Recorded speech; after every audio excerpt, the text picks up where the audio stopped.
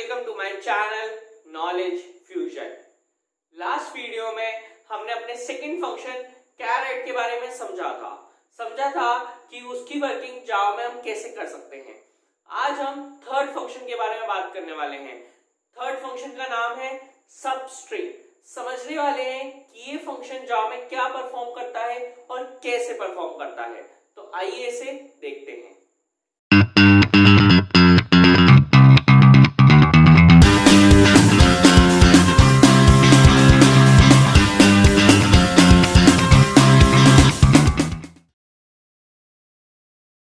Substring third string function है, जिसको समझाने के लिए मैंने ये शॉर्ट कोड लिखा है ताकि आप इसकी हेल्प से इसे समझ सकें। मैंने क्लास ली है, क्लास को नाम दिया है सबस्ट्रिंग। ये नाम बिल्कुल आपके ऊपर होता है, आप कुछ भी नाम दे सकते हैं। उसके बाद मैंने लगा दिया कर्ली ब्रेस। कर्ली ब्रेस लगाने के बाद मैंने मेन फंक्शन लिखा है। मेन फंक्शन क्या करता है, आपके पूरे प्रोग्राम की प्रोसेसिंग में आपकी हेल्प करता है। मेन फंक्शन के अंदर मैंने लिखा है स्ट्रिंग एस। एस एक वेरिएबल है जिसके अंदर यूजर वैल्यू इनपुट करेगा और स्ट्रिंग उसका डेटा टाइप है। यानी यूजर कैसी वैल्यू इनपुट कर सकता है, स्ट्रिंग वैल्यू इनपुट कर सकता है।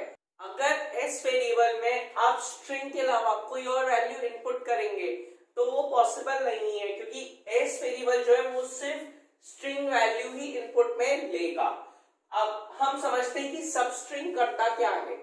जैसे कि नॉलेज एक वर्ड है, ठीक है, एग्जांपल के तौर पे हम इसे ले रहे हैं। मान लीजिए मुझे नॉलेज का नो बाहर निकालना है, KNOW, नो मुझे बाहर निकालना है। तो कैसे होगा, मुझे मतलब कोई भी स्ट्रिंग के अंदर उसका कोई एक पार्ट बाहर निकालना है, तो वो कैसे होगा। ये काम हम सबस्ट्रिंग की हेल्प से करते हैं। अब कैसे करते हैं वो देखिए। मान लीजिए यूजर ने एस में एक वैल्यू इनपुट की है जिसका नाम है नॉलेज, ठीक है।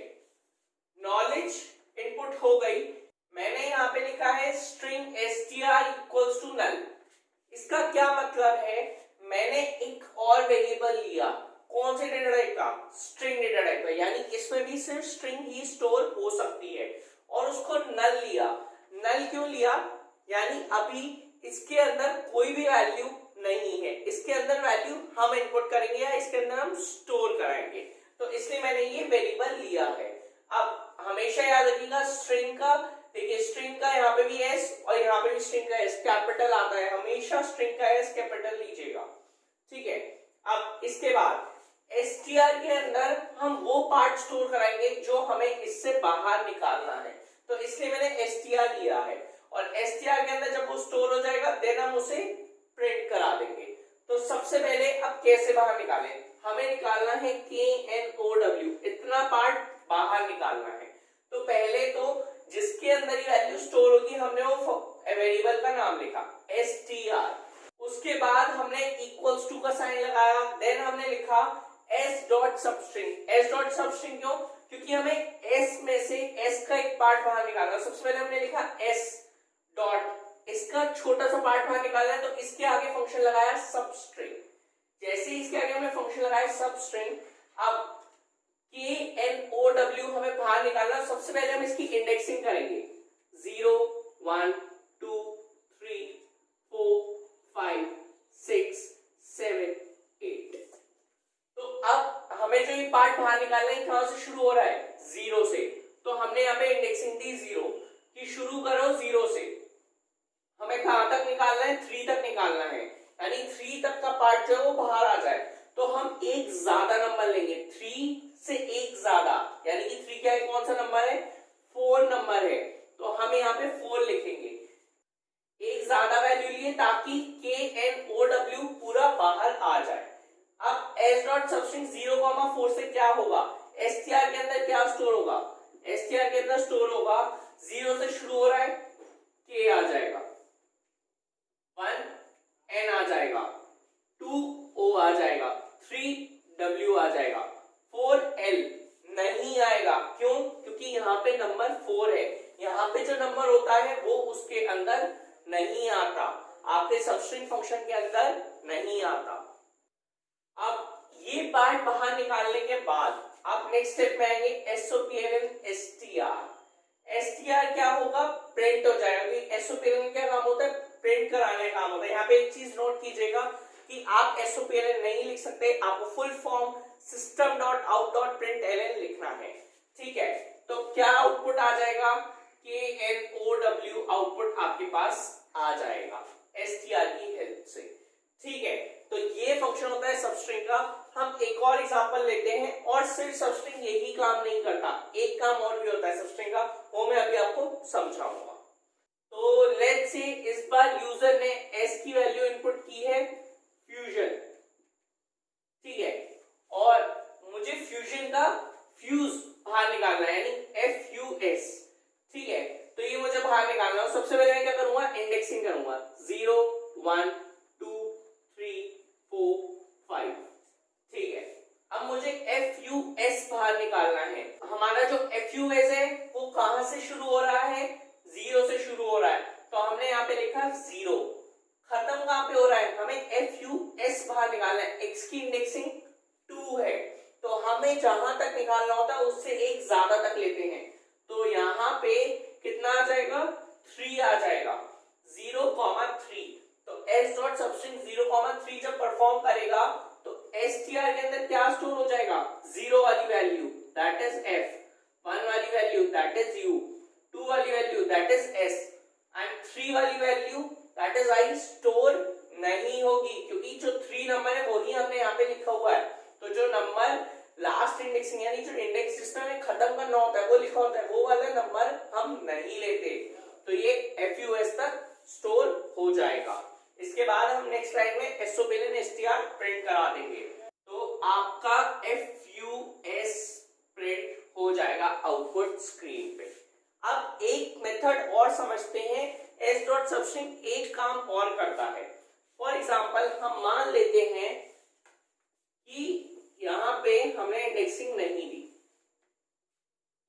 यहाँ पे लिखा हुआ है S डॉट सबस्ट्रिंग, मैंने यहाँ पे लिख दिया S डॉट सबस्ट्रिंग, और मैंने यहाँ पे एक सिंगल वैल्यू की जगह छोड़ी। अभी तक आप 2 वैल्यूज पास करा रहे थे, एक जहां से शुरू होनी हो और एक जहां पे खत्म होनी हो।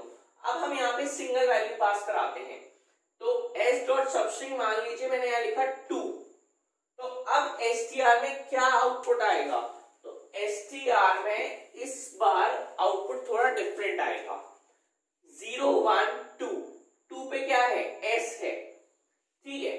2 से लेके हमने उसे ये नहीं बताया कि हमें खत्म कहां पे करना है या हमें कहां पे रुकना है, तो ऐसे टाइम पे सबस्ट्रिंग क्या करता है, जो नंबर आपने इनपुट किया उसके बाद जितने भी कैरेक्टर्स होंगे, जितने भी आपकी वैल्यूज होंगी, वो सब STR के अंदर आ जाएंगी। तो यानी कि 2 के बाद 3 4 5 ये सारी वैल्यूज SION ये सब STR के अंदर आ जाएगा। मान लीजिए अगर मैं 2 की जगह 4 एंटर करता तो STR में क्या आउटपुट आता, 4 और 5 ON आउटपुट आ जाता। N आउटपुट क्यों आता, क्योंकि मैंने S dot substring substring function को ये नहीं बताया था कि मुझे कहां पे रुकना है। तो ये थी इस फंक्शन की एक्सप्लेनेशन। तो आइए अब इसे प्रैक्टिकली देखते हैं। तो जैसा कि आप यहाँ देख सकते हैं, जो फंक्शन मैंने अभी आपको एक्सप्लेन किया था उसका कोड मैंने यहाँ लिखा हुआ है।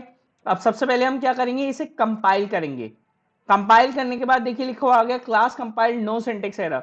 मैंने हमेशा आपको बताया है आपको S की वैल्यू हमेशा कैपिटल रखनी है। अगर मैं इसे स्मॉल कर दूंगा तो देखिए क्या होता है। अब मैंने इसे कंपाइल किया तो देखिए एरर आ गया, तो इसलिए मैंने आपको बोला था कि S की वैल्यू अगर आप कैपिटल नहीं रखेंगे तो आपका कोड रन नहीं करेगा। तो अब हम इसे कंपाइल करते हैं, देन अब हम इसे क्लोज कर देते हैं। अब हम इसका ऑब्जेक्ट क्रिएट करते हैं ताकि हम इस प्रोग्राम को कॉल करा सकें। तो ये हमने प्रोग्राम को कॉल कराया। हमेशा स्ट्रिंग की वैल्यू आपको इन्वर्टेड कॉमास में लिखनी होती है, ठीक है। तो अब लेट्स से मैं इनपुट करता हूं नॉलेज और देखते हैं क्या आउटपुट आता है। देखिए KNO आउटपुट आ गया। ऐसा क्यों हुआ, ऐसा इसलिए हुआ क्योंकि मैंने S डॉट सबस्ट्रिंग 0,3 डाला हुआ था।